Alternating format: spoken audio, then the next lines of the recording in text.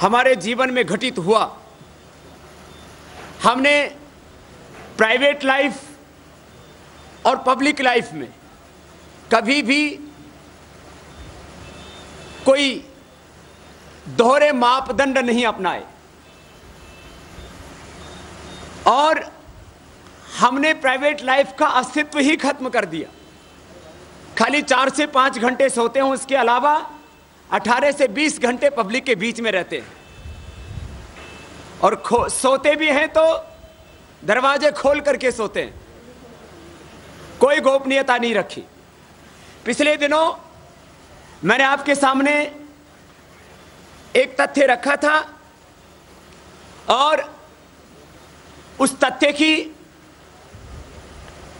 जो पुख्ता जानकारियां अभी हमारे सामने आई, जिन चीजों की हम जिंदगी में कभी कल्पना भी नहीं कर सकते, जिन बातों के बारे में कभी सोच भी नहीं सकते, उतनी घटिया और घिनौनी हरकतों के ऊपर उतर आते हैं। तब जबकि हमारे सामने पुख्ता तथ्य आ चुके हैं, उनको आपके बीच रखना हमने जिम्मेदारी समझी और कायरता की बातें छोड़े, कायरों की तरह सरकारी एजेंसियों का दुरुपयोग करके और कुछ समाज के आपराधिक प्रवृत्ति के लोगों को, जो ब्लैकमेलिंग में बहुत माहिर हैं, षड्यंत्रकारी जिनका दिमाग है, उन लोगों को आगे रख करके काम करना, ये कायरता है, ये धूर्तता है, ये अमानवीयता है, ये अनैतिकता है, ये गैर जिम्मेदाराना हरकतें हैं।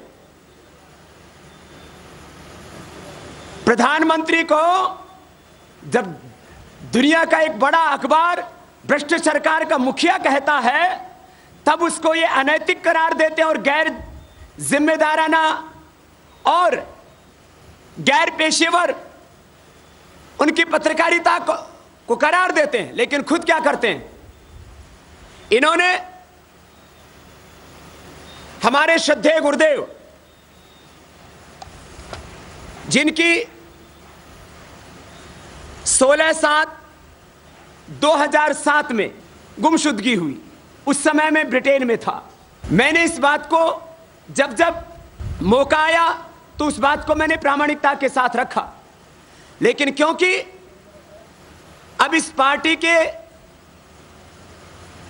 इस महासचिव ने जब सारी मर्यादाओं का उल्लंघन करके और बहुत घटियापन पर उतर करके इस तरह से घिनौने षड्यंत्र अख्तियार करने शुरू कर दिए, तो अब हम पूरी प्रामाणिकता के साथ आपके बीच में पहली बार बड़े रूप में इस चर्चा को मुझे करना पड़ रहा है। नहीं तो 100 बार एक झूठ को बोला जाता है जिससे कि लोग उसको सच समझने लग जाए। ये अंतिम रिपोर्ट उत्तराखंड पुलिस की हमारे गुरुदेव के बारे में आपके सामने है। ये कोई बाबा रामदेव ने तैयार नहीं की। पुलिस रिपोर्ट में पुलिस ने लिखा है कि हमने यथासंभव सब प्रयास किए, परंतु गुमशुदा का कोई हमें पता नहीं चल पा रहा और ना ही भविष्य में पता चलने की कोई संभावना इस पूरे प्रकरण में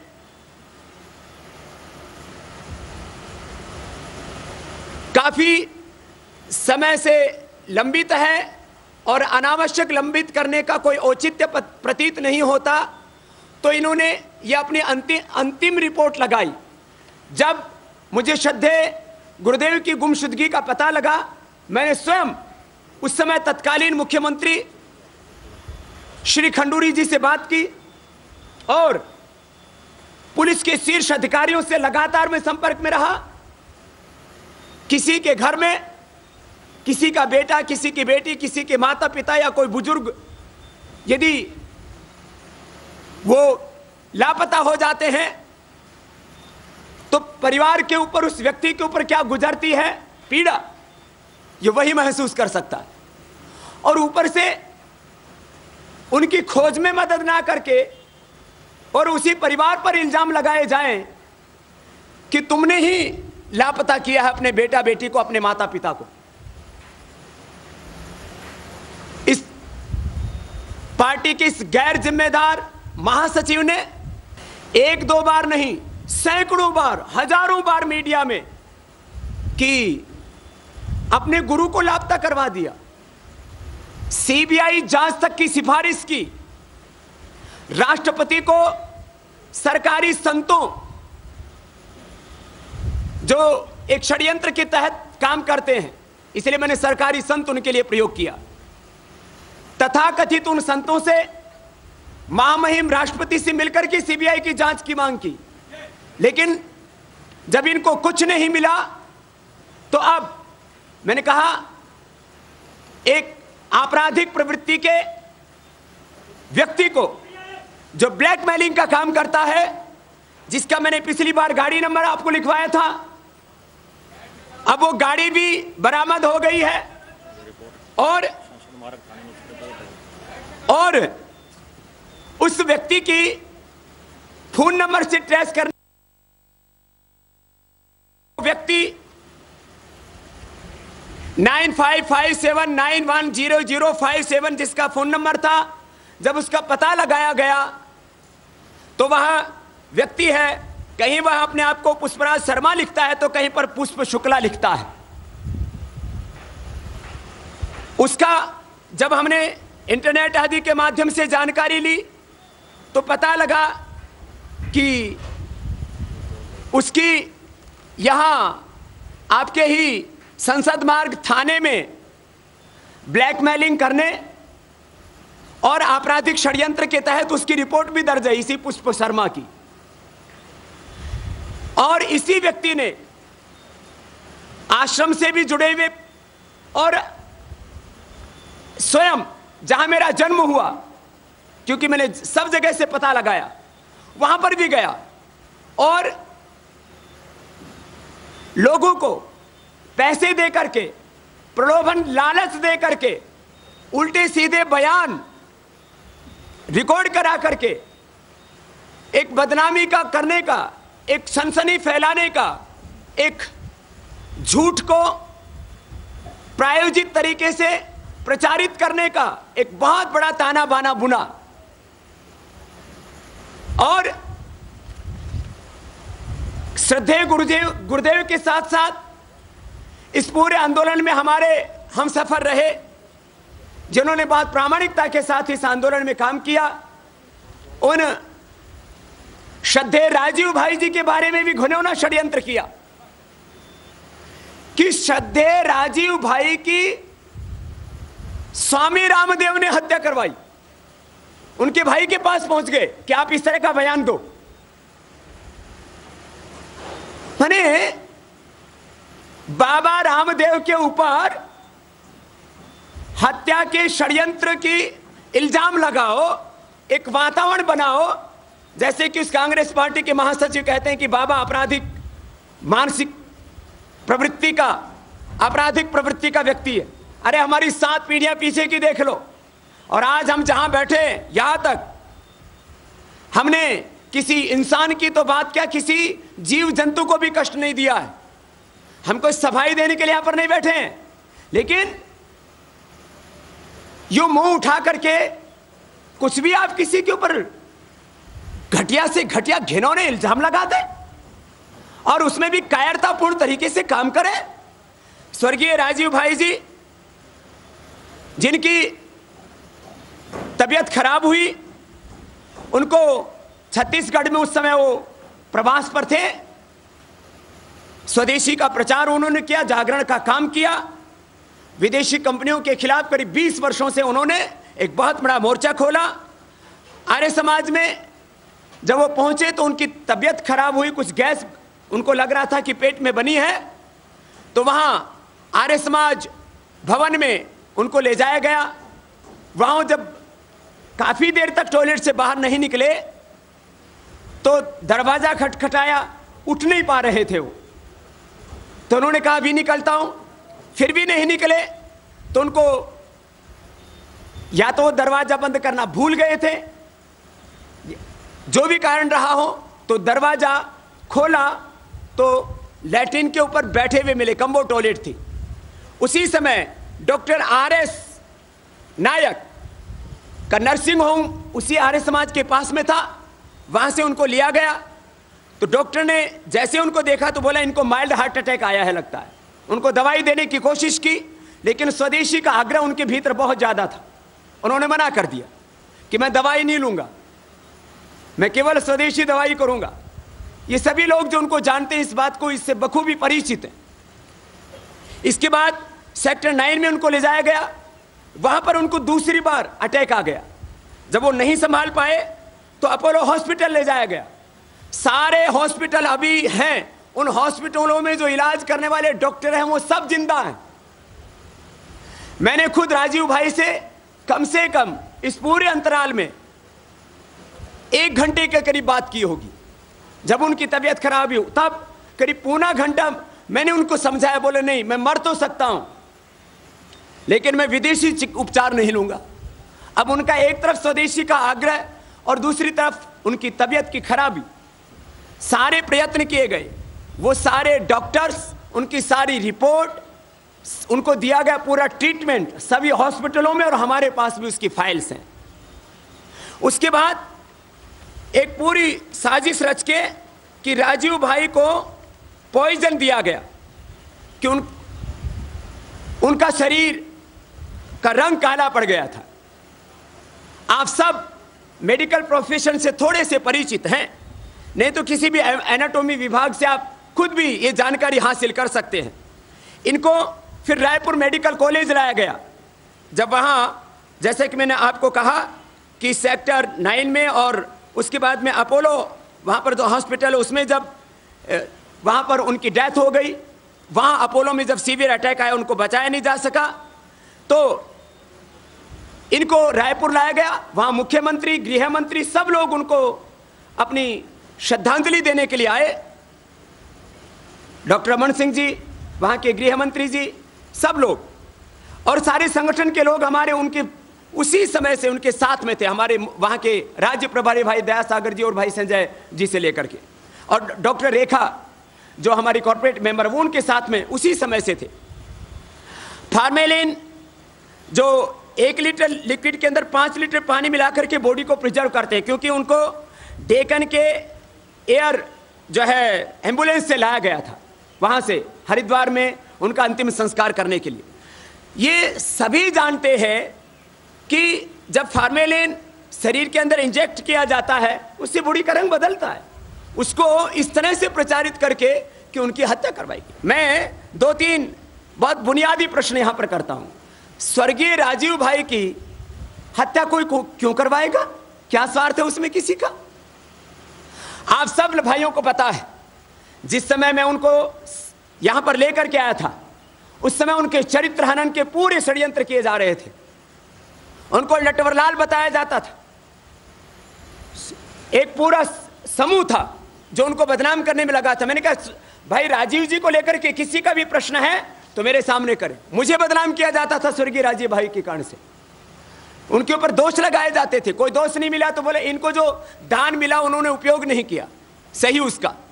उनके पास जितना भी दान मिला उन्होंने उस दान का कोई दुरुपयोग नहीं किया। मैंने सारे पेपर एविडेंस आपके सामने रखे हुए हैं। दिल्ली में इसी क्लब के अंदर प्रेस कॉन्फ्रेंस करके मैंने सबके बीच में राजीव भाई को बैठाया था।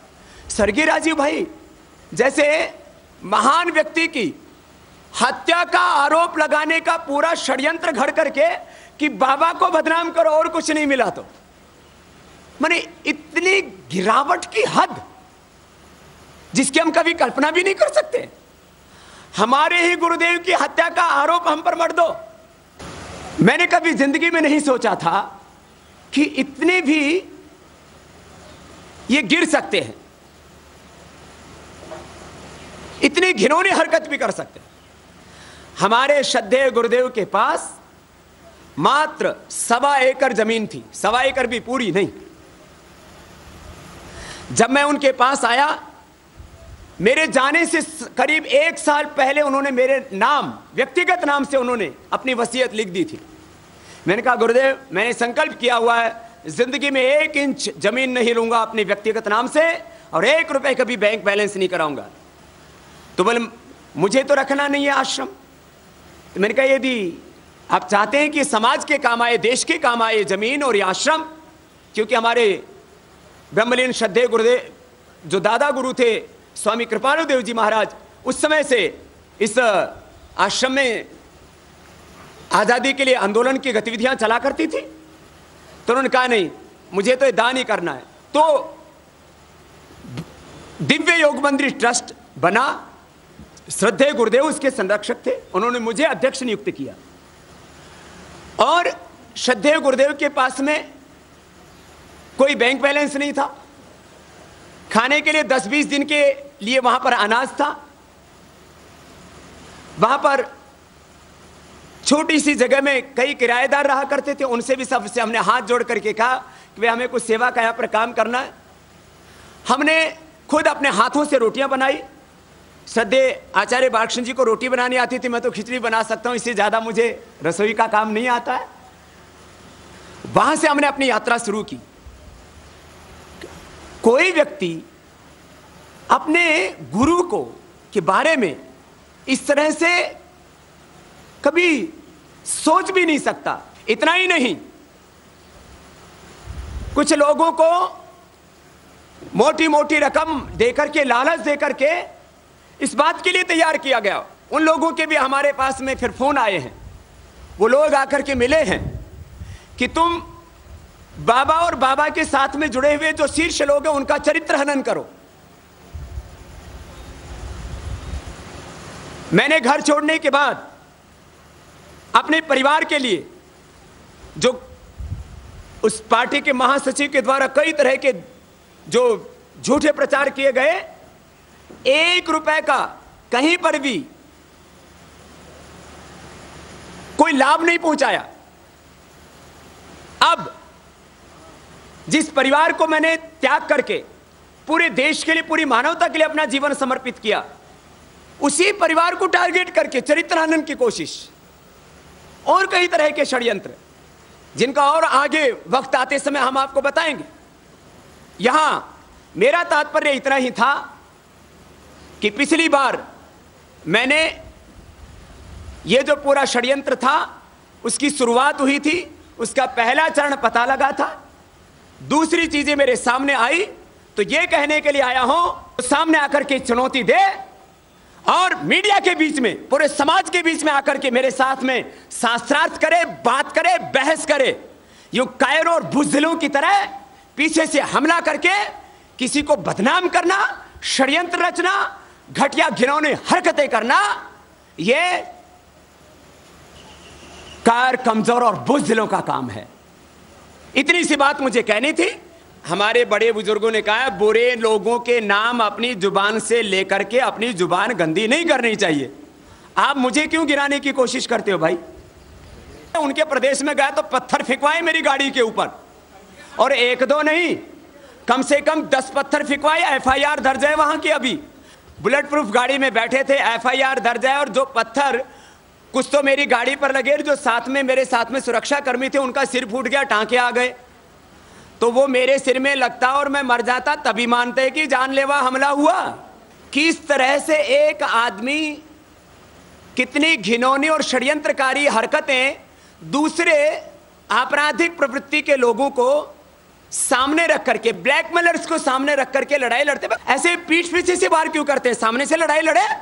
बोफोर्स घोटाले से लेकर के कोयले घोटाले तक लाखों करोड़ रुपए उन्होंने लूट लिए।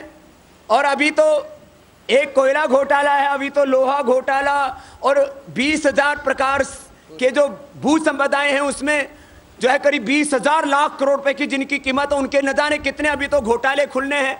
जिस पार्टी के साथ महात्मा गांधी का नाम जुड़ा है, उनके नाम से जुड़ी हुई पार्टी में ऐसे बदनाम लोग इतनी घिनौनी हरकतें करें और उसके बाद भी वो पार्टी हमेशा मौन रहे, तो फिर बात बहुत दूर तक जाती है। मैं पहले ही कह चुका हूं देश की एकता, अखंडता और संप्रभुता के खिलाफ कोई भी बयान देता है उसके ऊपर तत्काल कठोरतम कानूनी कार्रवाई होनी चाहिए और हिंदुस्तान के सब लोगों को, पूरे हिंदुस्तान के किसी भी प्रांत में सम्मान और स्वाभिमान के साथ में जीने का हक है। मैं किसी को जिम्मेदार नहीं ठहराया, मैंने तो हकीकत आपके बीच में रखी और मैं तो कहता हूं कि कभी भी दोहरे मापदंड नहीं अपनाए, कोई लुका छुपी नहीं की। मैंने जो कहा प्रामाणिकता के साथ कहा और एक बात और कहता हूं पूरी विनम्रता के साथ, पिछली बार भी कही थी, अभी तक उसमें अमल नहीं हो पा रहा है। हमारे बारे में कहीं से कोई भी व्यक्ति कुछ भी खबर प्लांट करता है, हमारा पक्ष करीब 99% मामलों में नहीं जाना जाता है। मैं सभी इलेक्ट्रॉनिक और प्रिंट मीडिया के भाइयों से इस बात को पुनः विनम्रतापूर्वक कहूंगा कि हमारे आंदोलन का, संगठन का पक्ष बिना लिखे यदि खबर प्रकाशित होती है तो वो निष्पक्षता पर प्रश्न चिन्ह लगता है। इसलिए ये एक साधारण से नागरिक के नाते और एक आंदोलन की जिम्मेदारी मुझ पर होने के नाते मैं इस बात को कह रहा हूं कि कोई भी खबर कहीं से भी प्लांट करवाई जाए, रोज कोई ना कोई हमें बदनाम करने के लिए सरकार के पास सैकड़ों एजेंसियां और कई तरह के पेड लोग होते हैं और उनके द्वारा कुछ भी प्लांट कराते रहते हैं रोज। तो हमसे भी जरूर हमारे संगठन और आंदोलन का पक्ष जान लिया जाए, उसको भी सम्मान के साथ प्रकाशित किया जाए, तो देश के लोग भ्रमित नहीं होंगे, सच लोगों तक पहुंच पाएगा। ये पुनः मैं आग्रह कर रहा हूं और इस आशय का एक पत्र भी मैं सभी मीडिया हाउसेज को लिख रहा हूं, जिससे कि हमारे साथ उनसे जो हमारी लड़ाई है हम लड़ लेंगे, लेकिन कम से कम मीडिया के माध्यम से निष्पक्षता के साथ चीजें जाती रहें। इसलिए इसका मैं पुनः आग्रह करता हूं, चाहे वो गंगा की रक्षा के लिए, चाहे वो ब्रह्मपुत्र की पवित्रता के लिए, अथवा जो नर्मदा के विस्थापितों के प्रश्न को लेकर के जो भी आंदोलन किए जा रहे हैं, उन सभी आंदोलनों को हमारा समर्थन है और उन सब के प्रति जो उस पूरे प्रकरण में जो पीड़ित लोग हैं उनके प्रति हमारी सद्भावना है। और मैंने स्वयं आदरणीय शिवराज चौहान जी से भी बात की कि नर्मदा में ये जो अब जल भराव हो रहा है और ज़्यादा, और वहाँ जो भी लोग उससे प्रभावित हैं उसके लिए आपको बड़ी पहल करनी चाहिए। अभी ये जो आपराधिक प्रवृत्ति का और बैक मेलर जो पुष्पराज है, इसके खिलाफ पहले क्योंकि हमें नाम नहीं पता था, अननोन एफआईआर दर्ज की थी। अब इसके नाम से एफआईआर दर्ज होगी और जब तक इसको गिरफ्तार नहीं किया जाता और जो इसने अनैतिक और गैर कानूनन काम किए हैं उसके लिए इसको दंडित नहीं किया जाता, तो इसके लिए भी तुरंत जो है केस होगा।